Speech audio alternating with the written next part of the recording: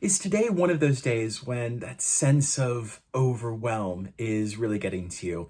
Whether it's the projects piling up at work or it's commitments at home, you have that sense of impending doom, that worry, that sense that there's too much on your plate. Well, I want to talk more about that sense of overwhelm today. First, I want to talk about what creates it. So, what's going on in our mind and in our body when we feel that sense of overwhelm? And then, more importantly, what we can do to help ease that sense of overwhelm. So, we're going to look at what overwhelm is, how it affects us scientifically, and then I'm going to offer some really useful practical tools that will help support you when you're experiencing that.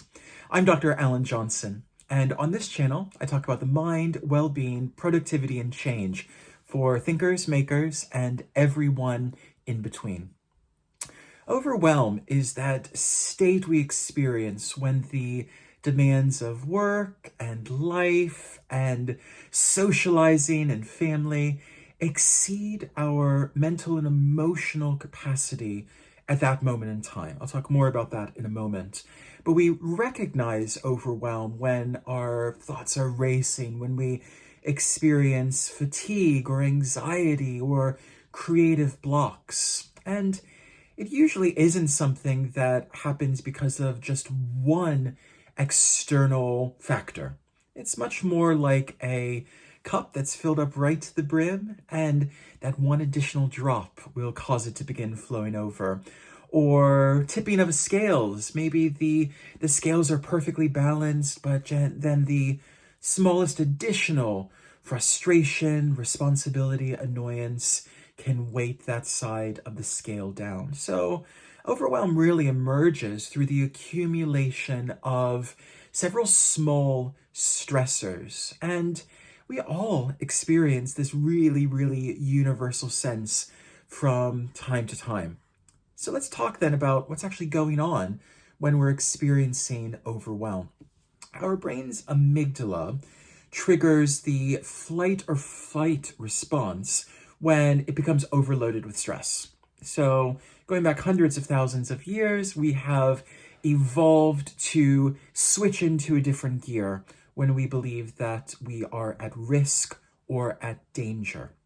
But the real problem is, of course, that the risks and dangers of our ancient ancestors are very different to the risks and dangers that we face today. But our body and our neurochemistry is still responding as if a tiger is going to jump out at us from the underbrush.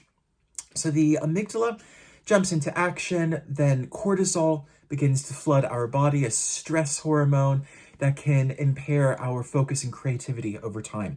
So cortisol is great if you're being chased by a tiger, but cortisol is not great if we are living our entire life fueled by it. So this cognitive overload can ultimately, over time, lead to detriment in all areas of our life.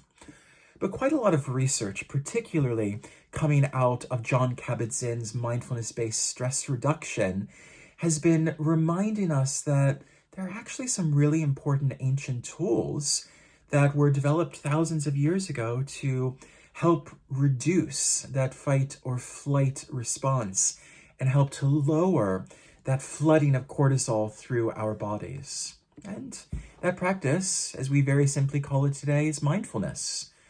When we're experiencing overwhelm, there's a number of mindful things that we can do to help to regain conscious control of the situation. One of them, very simply, is mindful breathing, something called box breathing, where we breathe in for a count of 4, hold for a count of 4, breathe out for a count of 4, and hold for a count of 4. And doing several cycles of that is going to help to reduce those stressors and our experiences of them, and will help us reconnect to the present moment in a really, really useful way. Another tool that we might like to use when we're feeling a sense of overwhelm is to return our awareness to a connection to our body. So this might be through a physical activity such as running or yoga or strength training, or if we don't have the time in that particular moment, or we need to regain a sense of control over the overwhelm more quickly, we could do a very, very simple and brief body scan meditation where we begin with our feet and we tense them and we tighten them up and then we release them.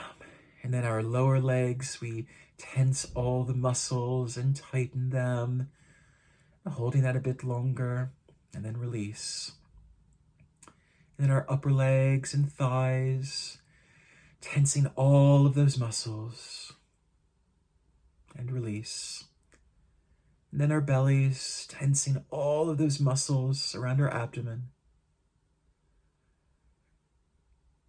and then release.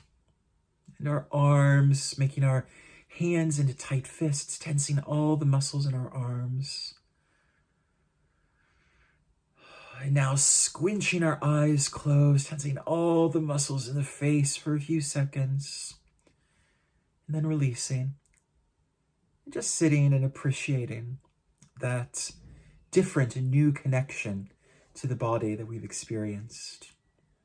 When we're in a state of overwhelm, it can also be incredibly valuable to begin to get things out of our mind and onto a piece of paper.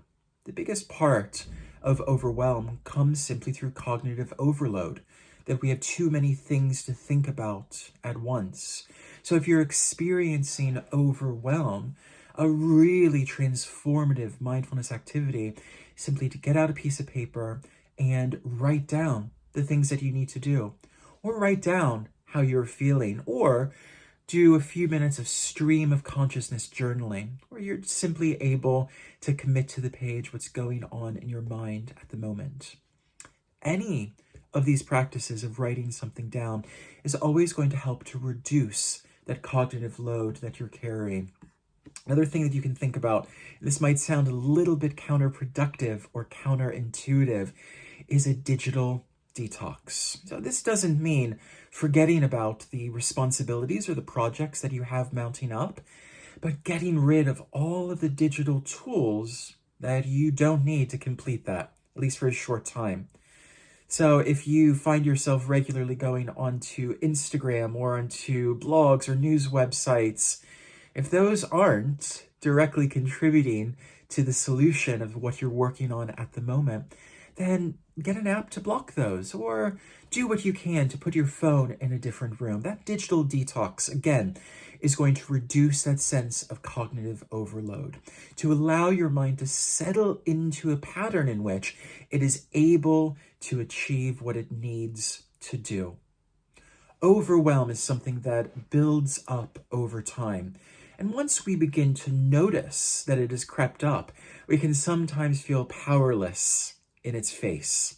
But these types of mindfulness tools and techniques not only help us to address overwhelm when we recognize it, but also begin to train our mind to notice the emergence of overwhelm sooner each time that it emerges, so that we are able to take quicker and more direct action to support ourselves and prevent that overwhelm from emerging.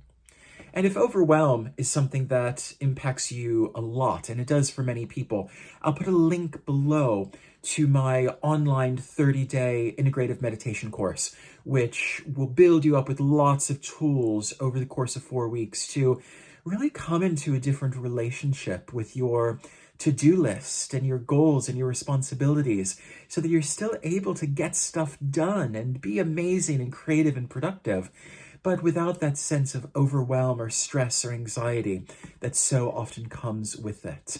And if you haven't already, be sure to like and subscribe to this channel for more content, and share this video with those that you know and care about or work with that also experience overwhelm. Because with some practical tools and tips, we can begin over time to regain control over situations that sometimes seem like they're spinning out of control.